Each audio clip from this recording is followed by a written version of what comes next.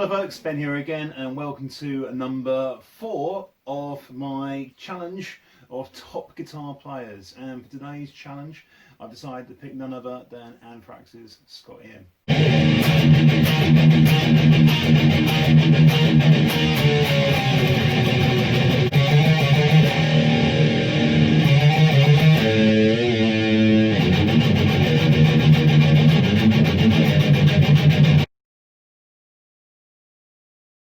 I remember seeing Anthrax back in 1998 at the London Astoria on the Fret Is Real tour. This particular riff really stuck out to me.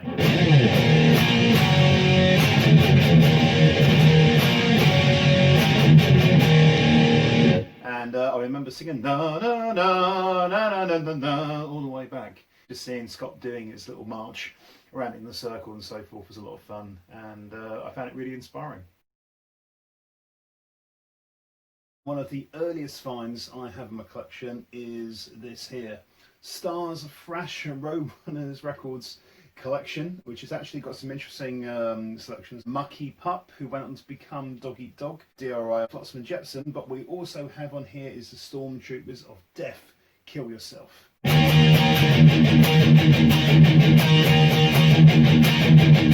at that cover. Don't get quality like that anymore, do you? Now, one of my favourite Anthrax riffs, not actually one of their own songs, originally by a French band called Trust, is the single Antisocial. It's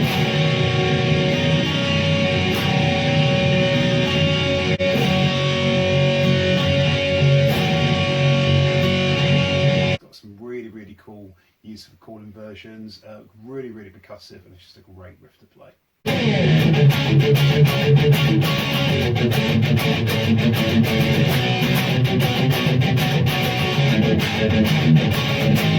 Persistence of Time, it's got some great stuff on this one as well. Probably my standout tracks on here are Keep It in the Family, which is absolutely crushing.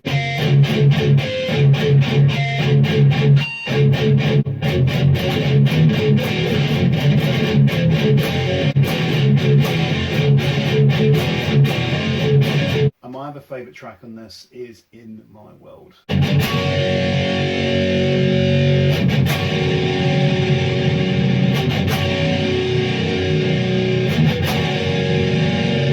Also going through here, you've got the Brain Noise single with Public Enemy on here.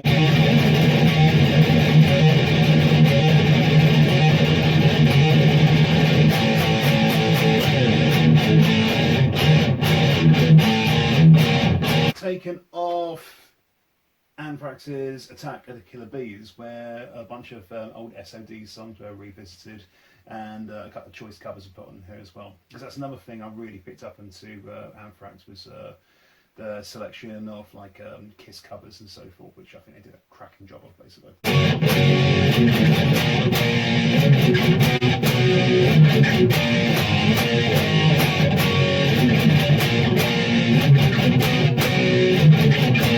As contentious as it might seem, one of the records I really hold dear to my heart is this one, The Sound of White Noise, which is the debut of John Bush, who was previously of Armoured Saint, now singing for Anthrax, and I felt this had some wonderful songs in here as well. One of the ones that really stuck to me was Only.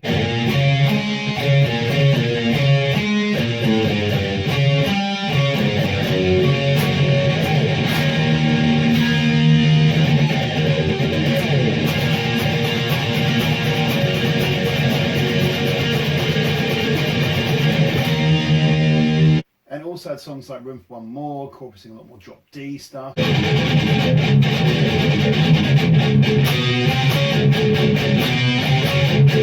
collaboration they did with David Lynch's composer Angelo Badalamenti on the song Black Lodge, which I think was awesome. But yeah, this is a killer record. And aside from vinyl, we have CDs. Who plays those anymore? And I couldn't really go without actually talking about Scott Ian without talking about this particular song.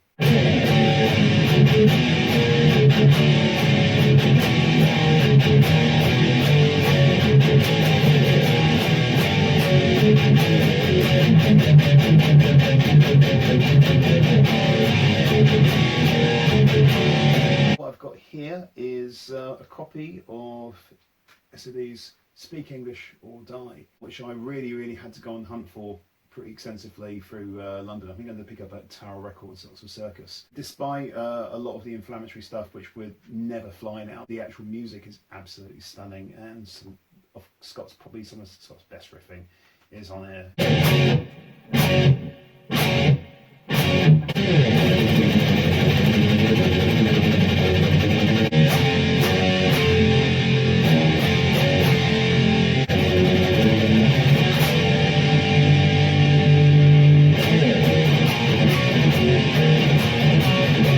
Giving praise to the first SOD album, my favourite SOD release is actually this one, live at Budokan, which actually wasn't at Budokan, of course it wasn't. I remember watching the live video of this, and it's just so raucous, and I'm pretty sure the recording on this particular album is straight from the desk. Probably one of my favourite all-time live records, this one. Highly recommended. Now, to me, Scott Ian is kind of like the Malcolm Young of the metal world, basically. I mean, he's just so predominantly known for his rhythm guitar playing. What I really love about Scott's style is just that crunch is just so authoritative. Contentious enough with a lot of old school fans, I really love the John Bush era of Anthrax. And with that, the guitar approach was quite different. Rather than kind of having your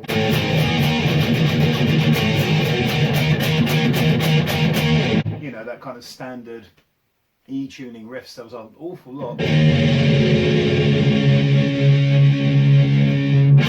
drop D stuff, which was very prevalent at the time. I still remember riffs like this.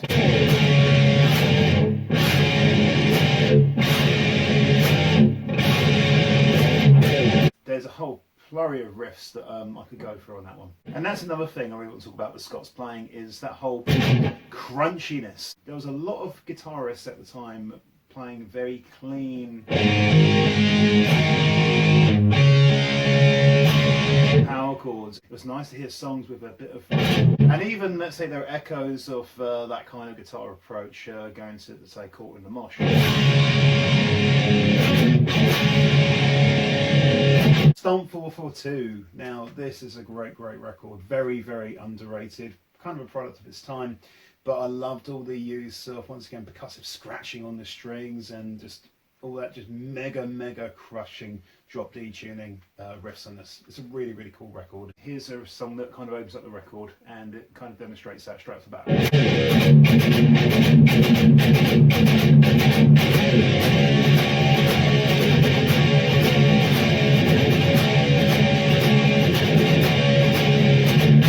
It's just got such a percussive groove to it, and it also allowed space that wasn't space before. You know, rather than having these riffs that are kind of going,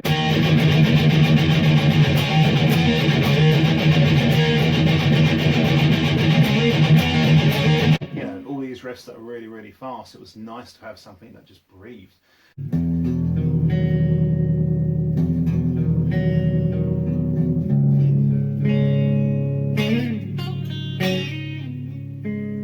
Another cool thing to remember is that with a lot of the tunings that Scott was doing, when it got really heavy, a lot of the time it was either just going down a semitone, or it was just dropping the E a tone to a drop D. There was none of this gent stuff that you've got now, all the 7-string stuff, 8-string stuff.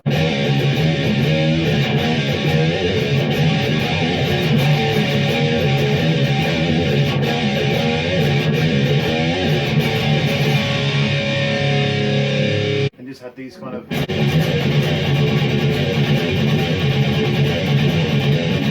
great riffing, absolutely great riffing.